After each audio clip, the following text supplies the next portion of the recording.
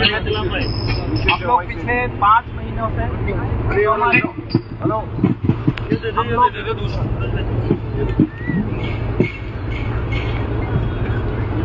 मैं इस मंच के माध्यम से ये बताना चाहता हूँ कि हम पिछले 5 महीनों से जो हमारे आरटी के तहत राइट टू एजुकेशन के तहत गरीब बच्चों का प्रवेश होता है उसके लिए लगातार संघर्ष कर रहे हैं। इसमें बड़े बड़े स्कूल है जैसे महाराजा भवानी सिंह है, सवाई मान सिंह है, विद्याश्रम है। इस तरीके के 40 से 50 स्कूल हमारे गरीब बच्चों को आरटी के तहत प्रवेश नहीं दे रहे हैं। कभी कोर्ट का बहाना लगाते हैं तो कभी प्रशासन का हवाला देते हैं। हम इसके लिए मुख्यमंत्री भजन लाल जी, शिक्षा मंत्री जी, शिक्षा विभाग के सचिव साहब और बाकी के तमाम नेताओं और विपक्ष के नेताओं से भी मुलाकात कर चुके हैं, पर इस समय किसी ने भी हमारी मदद नहीं की। और आज भी हम 5 महीने के बाद भी हमारे जो गरीबों के बच्चे हैं वो घर बैठे हैं और इन अमीरों के बच्चे स्कूलों में पढ़ रहे हैं, विदेशों में पढ़ रहे हैं। क्या हमारे गरीब बच्चों का पढ़ने का कोई अधिकार नहीं है? हम इनसे कैसे मुकाबला करेंगे? ये लोग हमें पढ़ने नहीं देना चाहते प्राइवेट स्कूलों में। हमारे आरटी के तहत राइट टू एजुकेशन के तहत कितने बच्चे प्रवेश होते हैं प्राइवेट स्कूलों में, उसके हिसाब से 25% बच्चों को, गरीब बच्चों को प्रवेश दिया जाता है। पर ये लोग प्राइवेट स्कूल वाले, बड़े बड़े स्कूल वाले ये कहकर प्रवेश नहीं देना चाहते कि गरीब बच्चों को प्रवेश देंगे तो ये पढ़ लिख जाएंगे, कल को हमारे भाई नरेश मीणा की तरह सवाल खड़े करेंगे, हमारे खिलाफ खड़े होंगे, तो हम इनको एडमिशन नहीं देंगे। इतनी जो फीस हम लोगों का नुकसान होगा वो कौन भरपाई करेगा? पर जो हमारा शिक्षा का अधिकार है, आरटी का एक्ट है 2009 का, वो कहता है कि जितने भी प्रवेशित बच्चे हैं उसमें 25% हमारे गरीब बच्चों को प्रवेश मिलना चाहिए। पर ना कोई सुनवाई करने वाला है। यहाँ अंधी बहरी सरकारें हैं और हमारी जनता भी उतनी जागरूक नहीं है। बहुत सारे पेरेंट्स को तो पता ही नहीं होगा शायद आरटी एक्ट क्या होता है। हमें अपने अधिकारों के लिए लड़ना होगा, आगे बढ़ना होगा और ऐसी अंधी बहरी सरकारों को जगाना होगा। मैं इस मंच के माध्यम से नरेश मीणा जी का बहुत बहुत धन्यवाद देता हूं और उम्मीद करता हूं कि आप सभी लोग इस मंच में हमारे साथ रहेंगे। इस लड़ाई में नरेश मीणा, हम भी आपके साथ रहेंगे। इसके लिए बहुत बहुत धन्यवाद। अभी आज हमारे यहाँ गुडा साहब तो पूरा मार्गदर्शन दे रहे हैं, पूरा टाइम से हमारे पास है ही। शायद बेनीवाल जी भी राजस्थान आ गए होंगे तो शायद कल आ जाएंगे, कल आएंगे, जहाँ तक मुझे उम्मीद है। कल रामनिवास जी यादव साहब पूर्व विधायक आए थे, मनोज जी न्यांगली साहब विधायक साहब आए थे। अभी रविंद्र जी भाटी से मेरी सुबह बात हुई है। रविंद्र साहब उनके क्षेत्र में 1-2 दिन का उन्होंने नाम लिया कि 2 दिन बाद में मैं अगर धरना चलेगा आगे तो मैं भी जरूर आऊंगा। हमारी बहन जो राजस्थान विश्वविद्यालय से पहली दलित महिला प्रेसिडेंट विश्वविद्यालय की बनी है,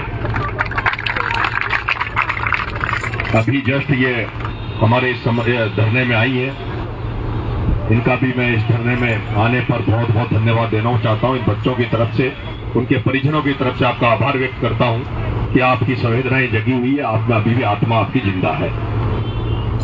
यहां वही आएगा जिसकी संवेदनाएं होगी, जिसके शरीर में जिसकी आत्मा जिंदा होगी। या वो लोग नहीं आएंगे जो वोटों को गिनकर या पार्टियों को देखकर नेताओं की जो पश्चिमी करने वाले हैं, वो लोग नरेश मीणा के नजदीक नहीं आएंगे। क्योंकि नरेश मीणा ने तो राजस्थान के सारे बड़े नेताओं से, उन राक्षसों से लड़ाई लड़ रखी है। सारे बड़े बड़े राक्षसों से मिलकर अकेला नरेश मीणा खड़ा है और वो राक्षस, सारे राक्षस हर क्षेत्र में है।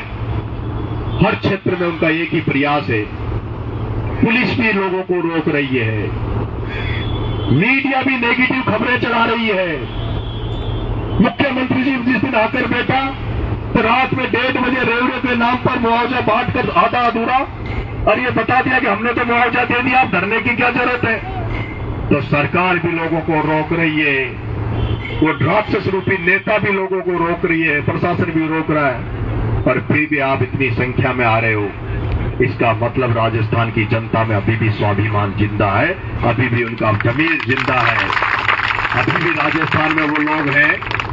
जिस तरह से महाराणा प्रताप ने लड़ते हुए बर्बाद हो गया था, खत्म हो गया था, सब कुछ बर्बाद होने के बाद, सब कुछ खोलने के बाद भी जब महाराणा प्रताप जंगलों में चला गया था, कुछ नहीं बचा था तो अपनी पत्नी बची थी, बच्चे बचे थे, राजपाट ना था, ना घोड़े थे, ना सेना थी, केवल महाराणा प्रताप अकेला था, उसके बच्चे थे, उसकी पत्नी थी। तब यही भील समाज, जिस भील समाज के बच्चे मरे हैं, ये वही भील समाज था जिसने महाराणा प्रताप को जिंदा रखा, महाराणा प्रताप को ताकत दी, महाराणा प्रताप को दिल्ली सल्तनत से लड़ने के लिए इसने वो दिया। जिस तरह से महाराणा प्रताप को हम उसके स्वाभिमान के लिए, उसके सम्मान की लड़ाई को लिए उसको पूछते हैं, उसी तरह से हमें भंवर भील को नहीं भूलना चाहिए। उस भंवर भील को नहीं भूलना चाहिए जिसने अपनी दम पर सेना बढ़ाकर महाराणा प्रताप की सेना में शामिल होकर और उस भंवर भील महाराणा प्रताप के लिए लड़ा। उस भंवर भील के पूर्वज आपसे न्याय मांग रहे, राजस्थान की जनता से ये भंवर भील के वंशज न्याय मांग रहे हैं, भंवर भील के बच्चे न्याय मांग रहे हैं। इसलिए मुझे उम्मीद है ये राजस्थान के लोग इन दलितों के बच्चों को, उस लोधा समाज के बच्चे को और इन आदिवासी भीलों के बच्चों को न्याय दिलाने जरूर आएगी जनता। कल हमें आशीर्वाद, बड़ी संख्या में कल जनता यहाँ 11 बजे जरूर आएगी, ऐसी मैं आपसे आशा करता हूँ और उम्मीद करता हूँ मेरे साथियों। अब मुझे दोबारा गुस्से का मौका नहीं दोगे ना? हाँ? जोर से बोलो, नहीं तो फिर मैं वैसे हो जाऊँ लठ लेके चलूँ। तुम मजबूर करोगे तो मुझे लठ उठाना पड़ेगा। 11,000 मैं चाहता हूँ कि मैं गांधीवादी तरीके से चलूँ। जरूरत पड़ेगी क्या? वो कहा मुकेश शर्मा का नारनौल हरियाणा का हूँ, 11,000। एक मिनट, ये आदरणीय नारनौल हरियाणा से आए भाई साहब, क्या परिचय? रविंदर सिंह मटरू नाम है, नारनौल हरियाणा का हूँ भाई। नरेश जी का फेसबुक पर सुनते थे, आज बहुत पुराना हुआ। मैं इस धरने में 11,000 रुपए बच्चों के जो लड़ाई नरेश जी लड़ रहे, इसमें आपसे मदद। नरेश तुम संघर्ष करो, हम तुम्हारे साथ हैं। नरेश तुम संघर्ष करो, हम तुम्हारे साथ हैं। नरेश तुम संघर्ष करो, हम तुम्हारे साथ हैं। इनको ये वो परिचय के बात है ना, ले ले भाई, ले लो इसमें, फिर एक साथ ही सबको दे देंगे ना। भाई साहब का बहुत बहुत आभार, बहुत बहुत धन्यवाद। भाई तुम संघर्ष करो, हम तुम्हारे साथ हैं। भाई तुम संघर्ष करो, हम तुम्हारे साथ हैं। इसको आज तक वाला नहीं चलाएगा, फर्स्ट इंडिया वाला इसको नहीं चलाएगा, राजस्थान पत्रिका इसकी एक लाइन नहीं लिखेगी। इसलिए वो गलतियां ढूंढेंगे, जो कमियां ढूंढेंगे। नरेश मीणा की कोई 25 साल से कमी नजर नहीं आ रही। नरेश मीणा तो जिस तरह से सत्यपाल मलिक एक गवर्नर हुए, सत्यपाल मलिक जिन्होंने किसानों के आवाज में आवाज बने, किसानों की लड़ाई लड़ी, जिसके कारण सत्यपाल मलिक को बर्खास्त कर दिया था, गवर्नर के पद से हटा दिया था। लेकिन वो सत्यपाल मलिक झुका नहीं, और वो सत्यपाल मलिक बेचारा आज किसानों की बात को रखते रखते आज वो हमारे बीच में नहीं रहे। उसी तरह से भरत सिंह जी कुंदनपुर, आज मैं सुबह भरत सिंह जी कुंदनपुर से मिलकर आया था, वेंटिलेटर पे हैं।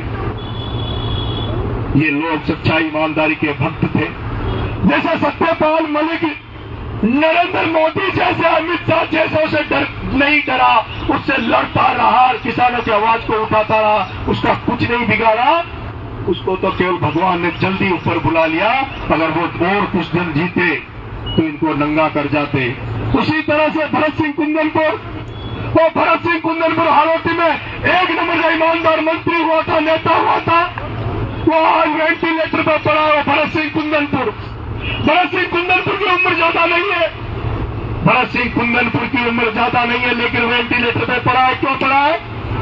क्योंकि भरत सिंह कुंदनपुर जैसा जिसने आज तक जिंदगी में एक फूटी कोडी का दाग नहीं है, फूटी कोडी की बेईमानी भरत सिंह कुंदनपुर ने नहीं की, जिसको इस ओम बिरला और हीरालाल नागर वहां के मंत्री ने उस पर भ्रष्टाचार का दाग लगा दिया। ये कहा कि जब भरत सिंह कुंदनपुर की विषय पत्नी घरवाली जब सरपंच थी अपने वहां पंचायत में, भरत सिंह की पत्नी जब सरपंच थी, तो उन्होंने जब पट्टे दिए जाते हैं लोगों को, नागरिकों को पट्टे दिए जाते हैं, वो उन्होंने उनको 100 रुपया कुछ उसमें दे दिए।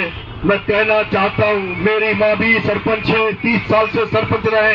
हमारे बस चले गांव में हमारे कोई गरीब दिखता तो हम भी पट्टे बांटते हैं, हम भी पट्टे देते हैं। भरत सिंह कुंदनपुर जैसा व्यक्ति पर जो भ्रष्टाचार का जो कलंक इन्होंने लगाया है, वो भरत सिंह कुंदनपुर उसको सहन नहीं कर पाया, वो सहन नहीं कर पाया उस ताक को, जिस व्यक्ति ने जिंदगी भर 75 साल की उम्र तक केवल ईमानदारी का रूप धारण किया, उस पर बूढ़ापा में इस ओम बिरला ने और हीरालाल नागरवा का ऊर्जा मंत्री ने उसने भ्रष्टाचार का आरोप लगाया था। वो आपने देखा होगा, अखबारों में मीडिया में खबरें आई थी।